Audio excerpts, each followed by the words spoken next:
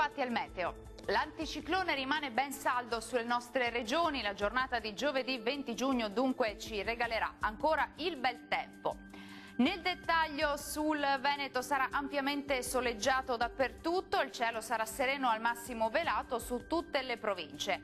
Al pomeriggio però sarà possibile qualche veloce temporale sui monti bellunesi. Temperature minime tra 18 e 23 gradi, massime comprese invece tra 28 e 31 gradi con punte di 34 gradi sul Rodigino.